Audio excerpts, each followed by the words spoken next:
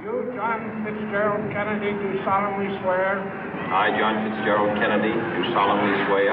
That you will faithfully execute the office of President of the United States. That I will faithfully execute the office of President of the United States. And will, to the best of your ability. And will, to the best of my ability. Preserve, protect, and defend the Constitution of the United States. Preserve, protect, and defend the Constitution of the United States. So help you God. So help me God.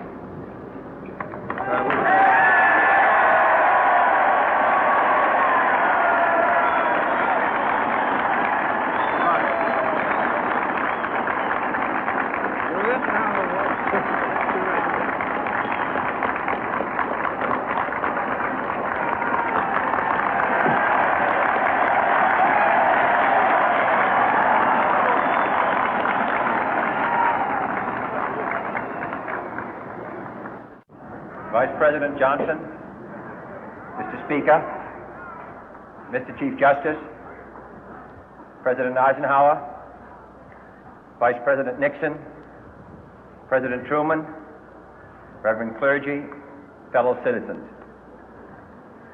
We observe today not a victory of party, but a celebration of freedom, symbolizing an end as well as a beginning, signifying renewal as well as change.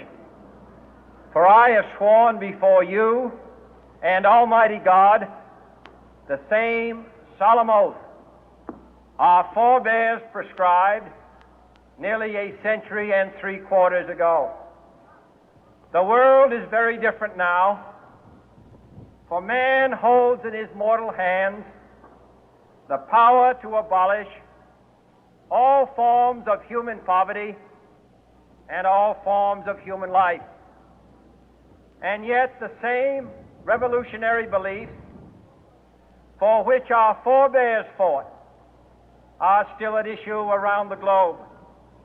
The belief that the rights of man come not from the generosity of the state, but from the hand of God.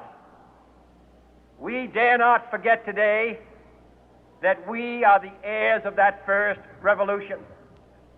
Let the word go forth from this time and place to friend and foe alike that the torch has been passed to a new generation of Americans born in this century, tempered by war, disciplined by a hard and bitter peace, proud of our ancient heritage, and unwilling to witness or permit the slow undoing of those human rights to which this nation has always been committed and to which we are committed today at home and around the world.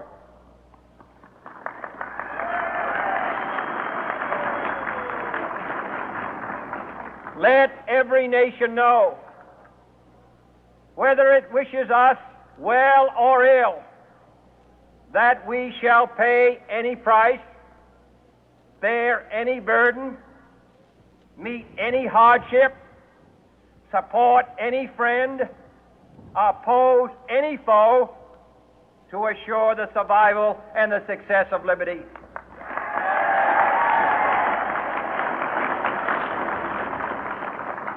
This much we pledge and more.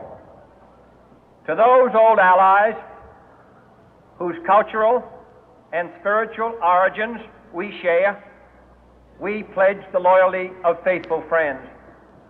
United, there is little we cannot do in a host of cooperative ventures.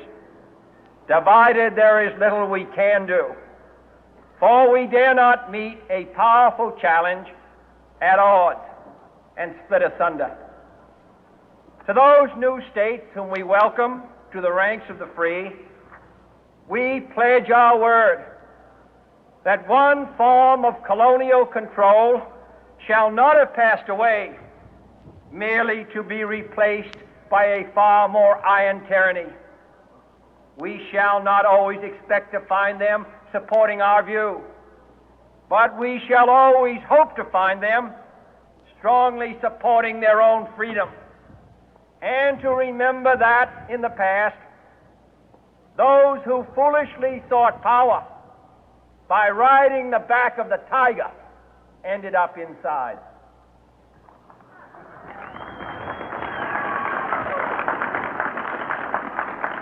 To those people in the huts and villages of half the globe struggling to break the bonds of mass misery, we pledge our best efforts to help them help themselves for whatever period is required, not because the communists may be doing it, not because we seek their votes, but because it is right.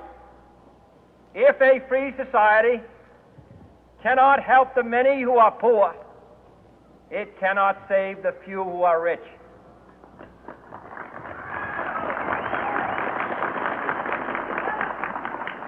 To our sister republics south of our border, we offer a special pledge to convert our good words into good deeds, in a new alliance for progress, to assist free men and free governments in casting off the chains of poverty. But this peaceful revolution of hope cannot become the prey of hostile powers. Let all our neighbors know that we shall join with them to oppose aggression or subversion anywhere in the Americas. And let every other power know that this hemisphere intends to remain the master of its own house.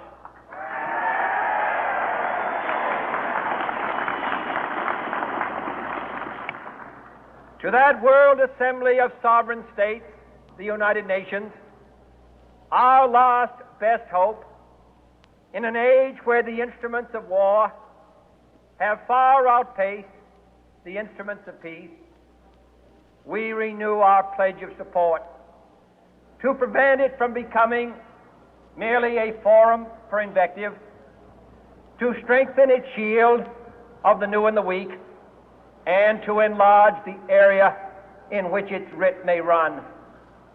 Finally, to those nations who would make themselves our adversary, we offer not a pledge, but a request that both sides begin anew the quest for peace.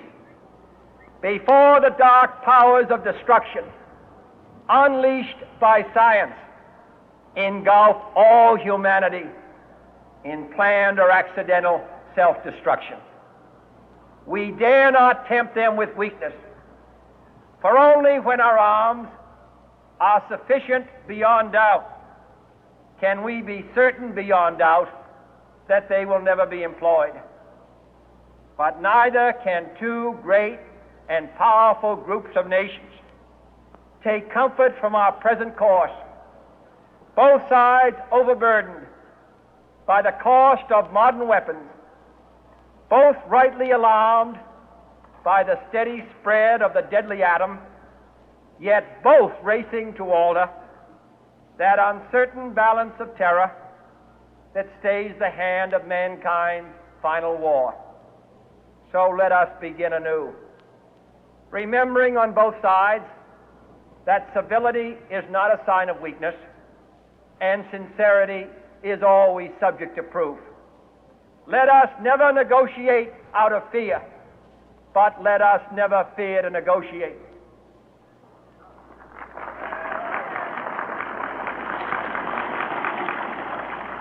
Let both sides explore what problems unite us, instead of belaboring those problems which divide us.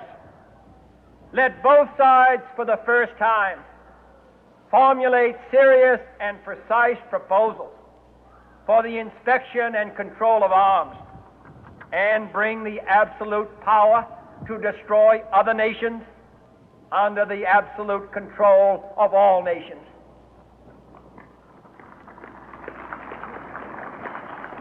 Let both sides seek to invoke the wonders of science instead of its terrors. Together, let us explore the stars, conquer the deserts, eradicate disease